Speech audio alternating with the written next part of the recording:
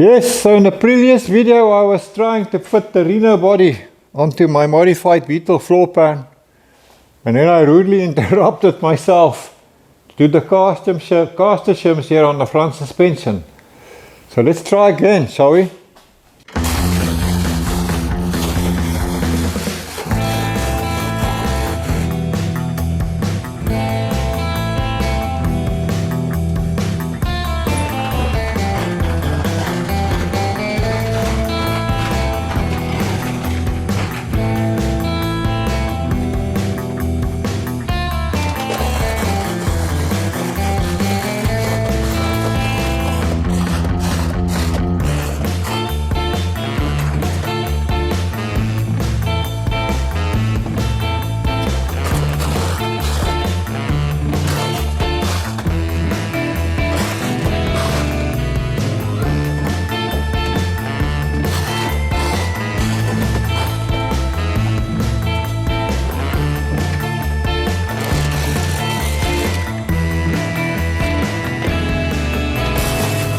So let me get this off of here so that I can check out the bolt holes on the inside.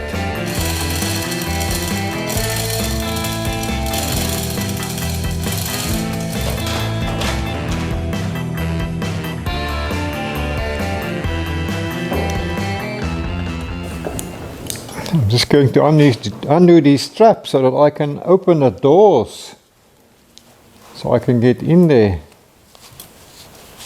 to see how my bolt holes are lining up. And then we can stick in a couple of bolt holes to make sure that it's all good. Let me see. Yep. Yeah, looks like we're there. Cool.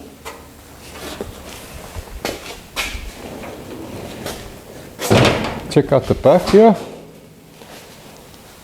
I have to undo this strap as well because it's going through the door. So I can't open the door.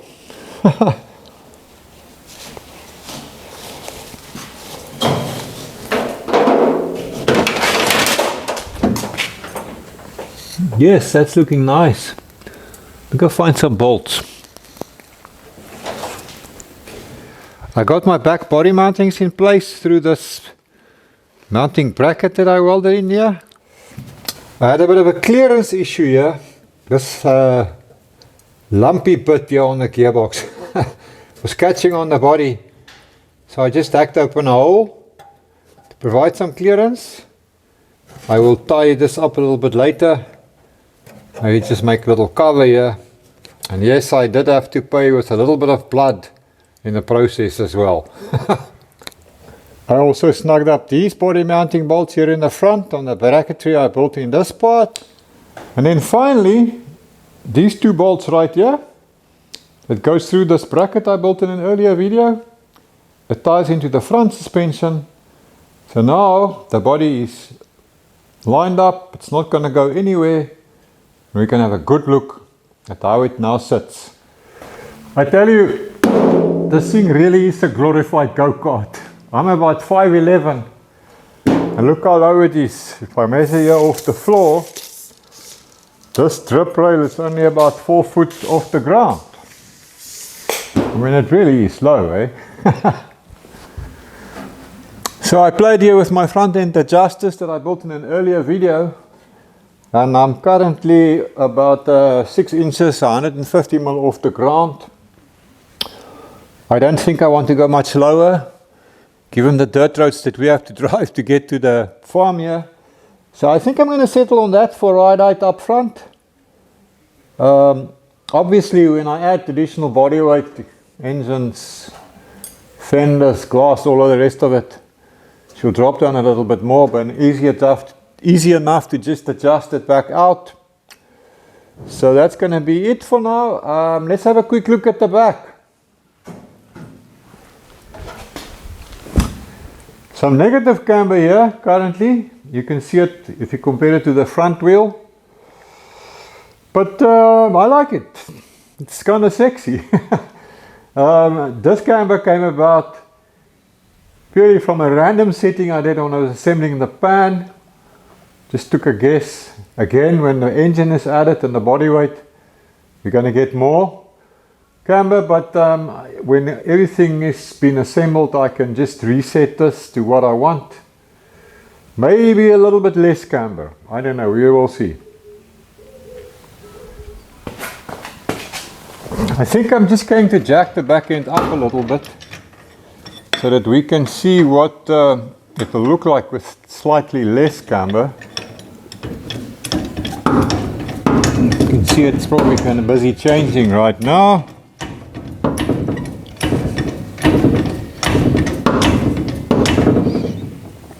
Yeah, I don't know, maybe something like that for final ride height. Like I said, we will see when everything is assembled for final and the engine is in and all of that. So let me get a back fender on here so we can see what's going to happen with that. No, I can't even get it into its bolt-on position here. Definitely some surgery required here on the wheel arch. You can see right here, it needs to go down another half an inch or so before it will match, so I can get the bolts in. But it's resting on the tire now, so you're going to have to do some slicing and dicing. Yeah, and the wheel is sticking out here by about 2.5 inches, roughly 65 millimeters. So fender arches is the plan. So I quickly stuck this back into place just so we can get a feel for things here. Now yeah, normally you would call this a trunk or a boot, but I guess now it's just an engine lid. I do like these louvers a lot though. I think that's cool. So yes, we've got some surgery to do to that fender to make that work. Let's go have a look at the front fender and see what's going to be happening there. I think I screwed up here. Hey? There's very little clearance here between the wheel and the bodywork. About a finger width. And I've got a sneaky suspicion when I turn the steering wheel, we're going to catch right here. Let's find out. Let's see. Yep, as I thought, it's catching. Huh. So I'm going to have to cut this here, something like this, to get clearance. And that means I'm going to lose the flange that the fender bolts to back here. Well, it's got to happen, so let's do it.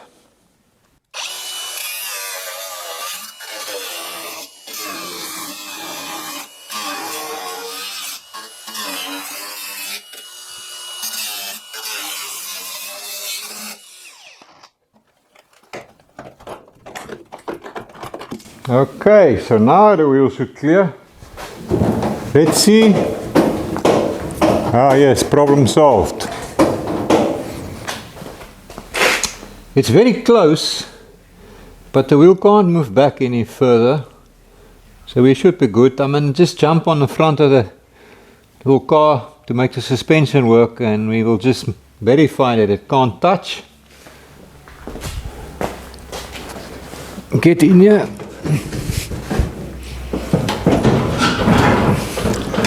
There you go, you can see it's actually even moving away as the suspension works. Good. I'm going to just jack her up as well so that we can verify that we're not going to be touching if the wheel goes the other way. So let's see.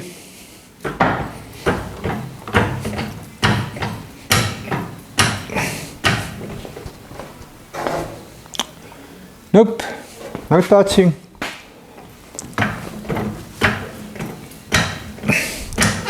fact, the further I jack it, or the higher I jack it, the further it moves away again.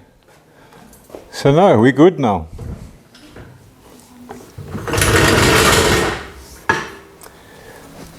It's very close at this point here though. I think there's maybe only about a 1/4 inch of a gap there. So 6 millimeters or so. So I think when I take the wheel off again, I'm just going to massage the wheel well a little bit right there to create a little bit more space. Out here we're fine. I can just clean this up a little bit. In fact, why not do it right now? What's done is done. So I'm going to use my custom wheel cap popper that I made in a previous video. If I can find that drainage hole, there we go. So that just goes in like that. Give it a whack and off she is.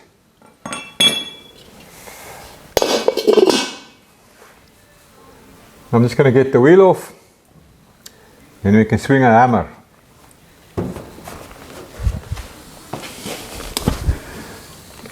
So I don't mind using the agar-agar gun to take things apart with. It's just when I fit that I prefer to use hand tools. Now is this thing going in the right direction? No. Okay.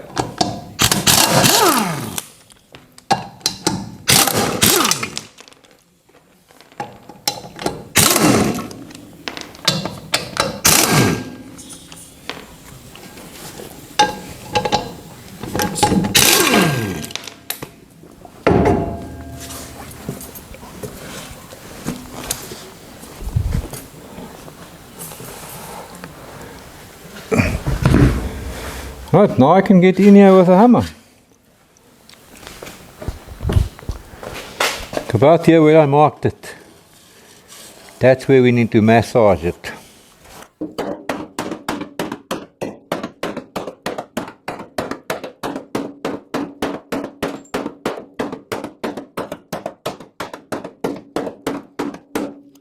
Okay, that moved quite a bit. See, it's a little rotted here, eh? Might have to do something about that. But I think we've got some clearance now. Or more, better clearance. I see some additional patchwork that's required here. I see some holy Swiss cheese. I'm not going to worry about it now. For now, I just want to get this wheel clearance. I got the wheel back on, and that's much better. I got about 1/2 inch of clearance here now. I'm going to have to put in a replacement panel here because it really is quite rotten in there. And when I started hammering it, it kind of crumbled in certain spots. But like I said, I'm going to worry about that later.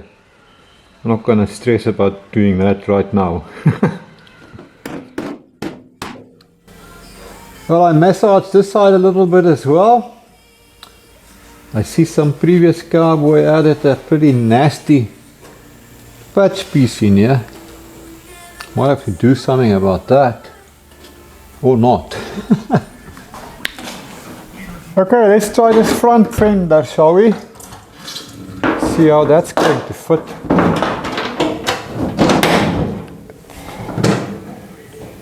Get a little bolt in here to hold it in place temporarily so we can check out things. Something like that.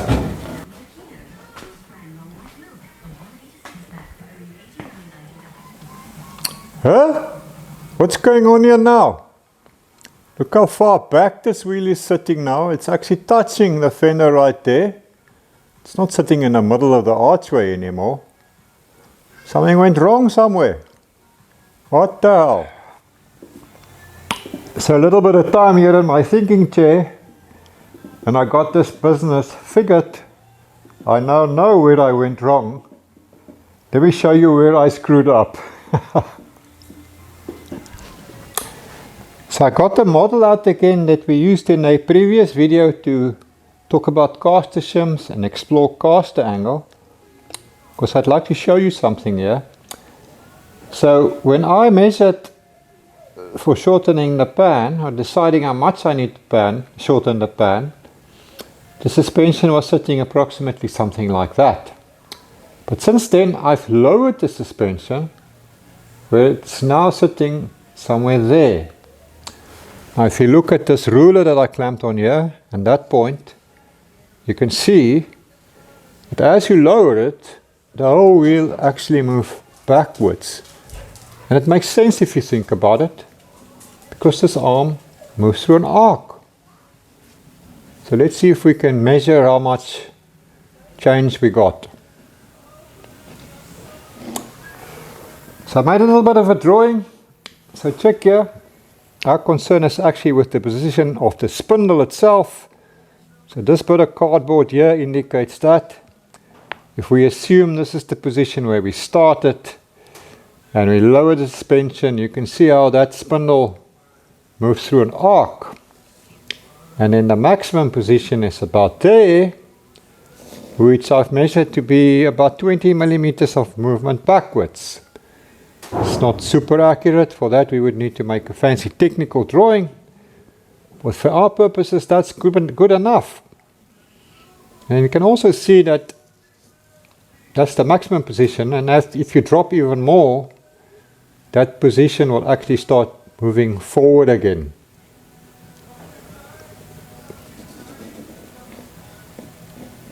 Interesting business. So now let's go measure it on the car itself and see.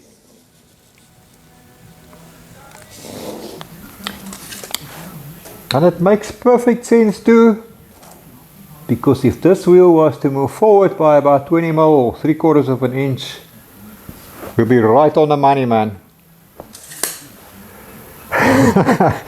So in hindsight, my chassis is too short now for my floor pan.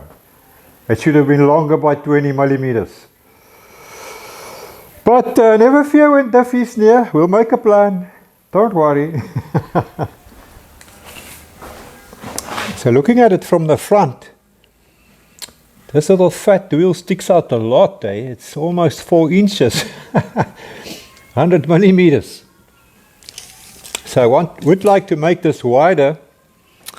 Now one option would be to cut it here somewhere and put in a parallel piece of about 4 inches or so to move the whole fender out.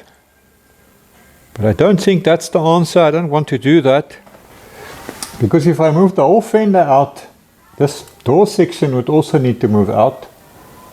Apart from the fact that that becomes a lot of work, I also don't think it's going to look right.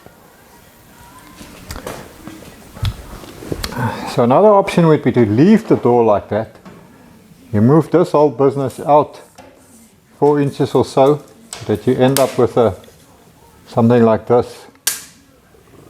You know, like a air vent of sorts there.